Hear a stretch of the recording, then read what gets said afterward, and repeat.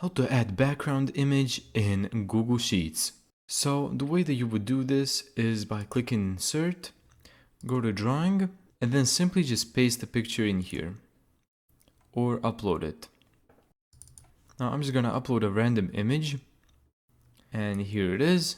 Let's save and close. Now, but there's a problem here. This image isn't transparent. So let's say if you're writing something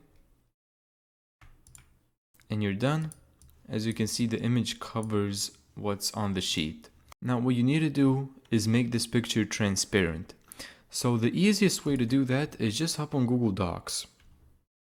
So now I've inserted it.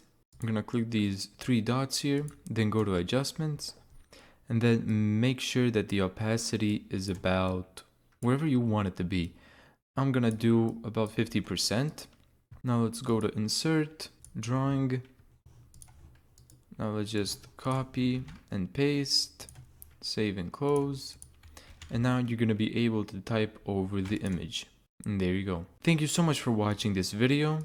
If you found this tutorial helpful, make sure to give it a thumbs up and subscribe. And as always, see you in the next video.